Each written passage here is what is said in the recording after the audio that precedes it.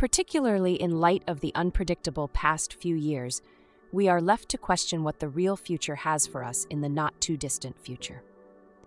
We have good reason to be afraid of a punishment that is yet to come, one that could cleanse us and restore our conscious faith along the path of Christian truth. Fatima's and Medjugorje's pleas for help have never been answered, nor have any of the loving appeals of the Virgin Mother. Despite being revealed many years ago, the third secret of Fatima still raises questions and makes us wonder what the real deal is about this quite uncomfortable subject. The disquieting possibility that the genuine third secret of Fatima might materialize as early as 2024 should cause all believers to tremble with fear. The prophecies of Fatima have incited emotions and reflections since ancient times. According to a 2000 Vatican revelation, the third secret showed an angel brandishing a flame-blazing sword, prepared to wipe off the whole earth. On May 13, 1917, the three humble shepherd children who had been selected to see the vision of the Virgin were also given three terrifying mysteries. These were quite painful truths for such naive young people to hear. These revelations spoke of great trials and tribulations to come for humanity, including wars that would upend not only the Church but the entire world. The third secret, the most mysterious and ominous of all the secrets, was kept hidden for a long time due to the unsettling material it held. What is ahead for us is the question posed by the last prophesy. Could it possibly foretell awful things that are about to happen? In this video, we examine the horrifying revelations surrounding the third secret of Fatima and explore the possible causes for its impending sorrowful realization. If you're a person of strong faith, you should stick around and subscribe to get more updates on these important cautions. The novel's events take place in the peaceful Portuguese town of Fatima on a day that would surely change the lives of the three young children. Once they finished the rosary recitation, which they did every day, they began to play. Lunchtime has arrived. A brilliant beam of light burst through the sky, piercing it through to the core. The children were terrified of an approaching storm, so they quickly gathered the sheep and headed back home. Abruptly, however, a second light, far brighter than the first, appeared over a little oak tree. Glancing over the tree with a white rosary in her hands was a lovely figure dressed in white. She had on a white ensemble. She struck into a conversation with the group's youthful members. This extraordinary meeting signaled the start of an incredible journey that has captured the attention of people all around the world. The children believed that the Madonna represented the Blessed Virgin Mary, and she pleaded with them to pray the rosary every day in the hopes of averting all conflicts and bringing about global peace. The series of miraculous appearances that started with her request was just the beginning of the sightings that would later be called the apparitions of Our Lady of Fatima. She was very secretive in her interactions with the children, and the secrets she gave them were kept hidden for a long while. The only shepherd child to survive was Lucia, who became a nun when her bishop gave her the order to reveal at least the first two secrets in July 1941. Horrifying pictures of hell and dire predictions about the future of humanity emerged when these truths were made public. But the worst secret of all, the third secret, remained a secret for a much longer time. Sister Lucia held off on disclosing the third secret until the right time, at which point she gave it to the Pope in a sealed envelope. There was a protracted waiting time. After the contents of this secret were made public, a ton of discussions, ideas, and conspiracy theories were produced. Following the revelation of this mystery, scholars and enthusiasts worldwide have engaged in a number of discussions and differing interpretations. The Pope has provided important insights into the significance and implications of these mysteries in an attempt to interpret and clarify the lessons of Fatima and their applicability in the contemporary world. Scholars have debated Fatima's visions. According to one school of view, the fact that the apparitions took place in the Portuguese city of Fatima is where the name Our Lady of Fatima originated. There are others who think that Fatima is the Islamic name for the Virgin Mary, even if this association is not universally accepted or recognized in all Islamic communities. The reciprocal regard that both Islam and Christianity hold for Mary, the mother of Jesus, might be the foundation of this connection. The Prophet Muhammad's daughter was known by her name Fatima, according to Islamic tradition. However, it is imperative to remember that one of the most revered female figures is Mary, also known as Maryam in Islam. Her virginity, virtue, and dedication to God are her reasons for honor. The mother of Isa, who is referred to as Jesus in Christianity, Maryam is the subject of a whole chapter in the Quran, the holy book of Islam. Little Lucia ended up penning down the secrets and placing them in an envelope to keep them secure, despite her bishop's encouragement to share them.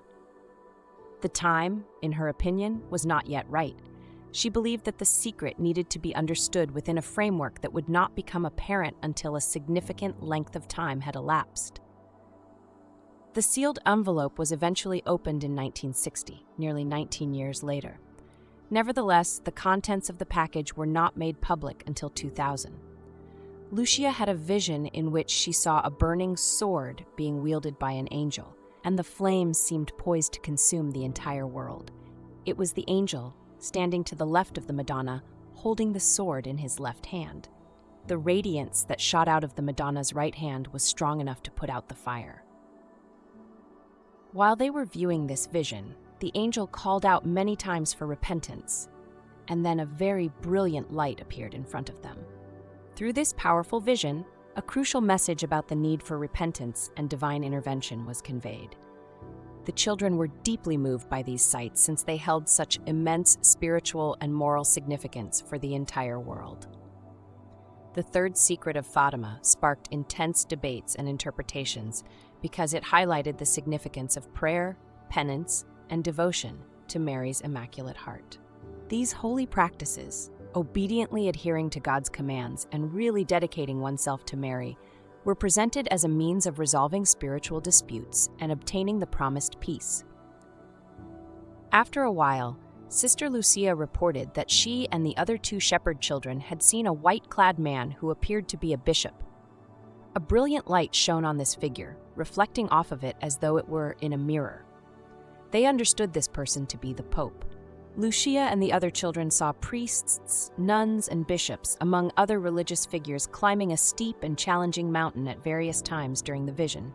This enormous crucifix, made of oak wood, stood atop the mountain.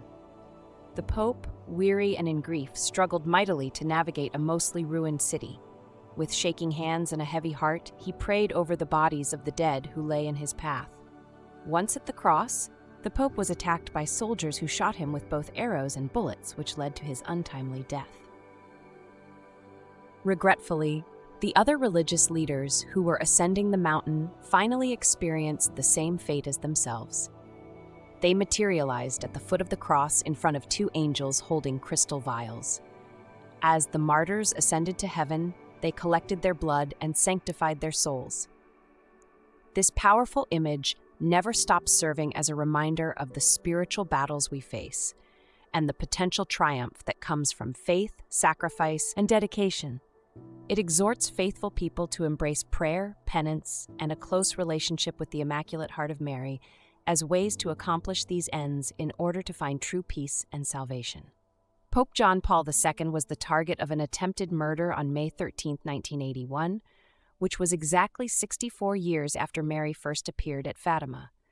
The attackers shot 4 rounds at the Pope, forcing him to endure a grueling and complex surgical operation in order to survive. It was quite clear that the vision Lucia described showed extreme suffering and acts of sacrifice.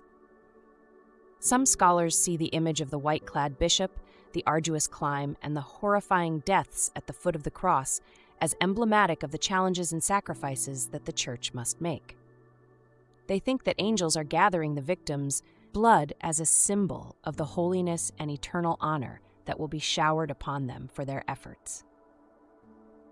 Some believe that this vision portends the major challenges that the Church and its leaders will face in the future. Furthermore, it is worth noting that the assassination attempt on Pope John Paul II is sometimes interpreted as a partial fulfillment of this vision. The Pope's survival and the subsequent events are interpreted as a metaphor for the ongoing spiritual struggle and the need for faith and fortitude. The Pope issued a message from the hospital where he was receiving treatment, saying that he had extended forgiveness to the person who had tried to kill him. The Pope made this declaration when he was convalescing after the assault. It took him 2 months to get permission to return home. This event gave rise to conjecture about the likelihood that it represented the fulfillment of the third secret of Fatima. Even Pope Francis believed that his own survival was a miracle made possible by the Virgin Mary's intervention. The previous year, he had visited the Shrine of Fatima in Portugal as a gesture of gratitude. He gave up the bullet that had put him in risk of dying during this visit. Following that, it was precisely placed in the space between the crown's branches within the Queen of Fatima statue. In 2000, the Vatican declared that all the events connected to the third secret of Fatima had occurred.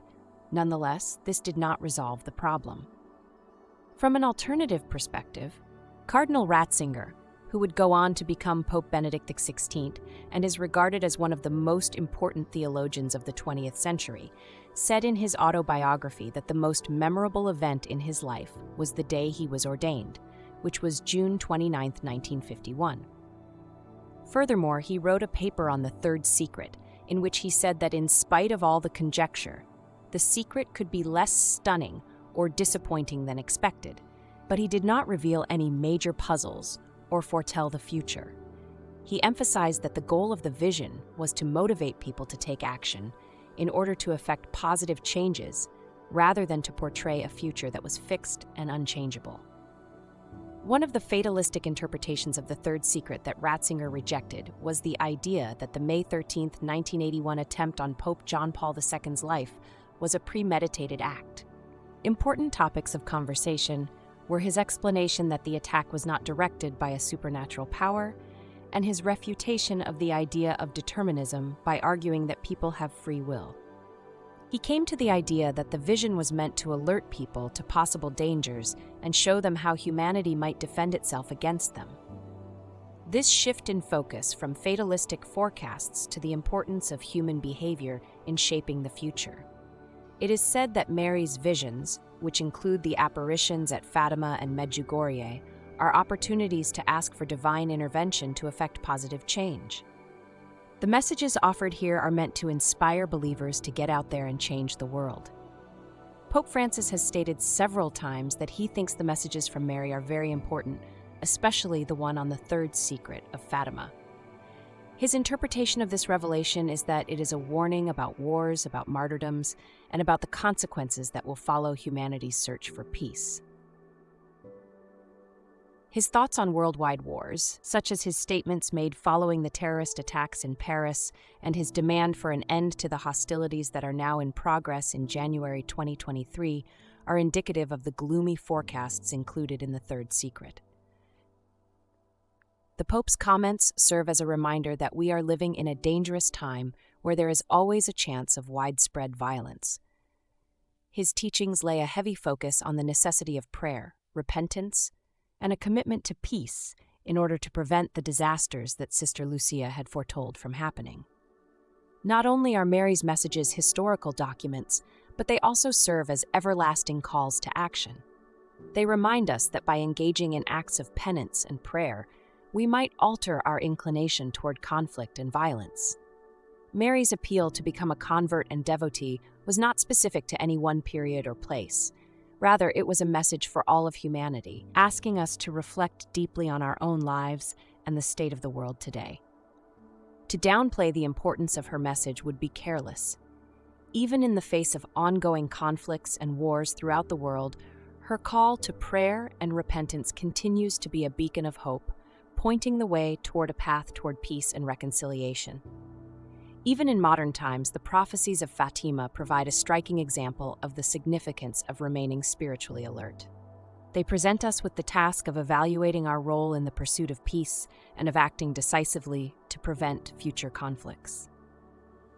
We are reminded that it is our collective duty to pray for peace and work toward establishing justice when we take into account the significance of Sister Lucia's revelations and the Pope's ongoing meditations. Whether or not we are heeding these celestial warnings and whether or not we respond before it's too late is still unknown. We cannot deny the need for prayer, repentance, and unity among all people in light of the atrocities that have occurred today. The teachings of Fatima are blueprints for a future full of hope and healing. There are no artifacts from the past. If we grant their request, the third secret can make its way into our lives as well. Are we seeing that play out right now?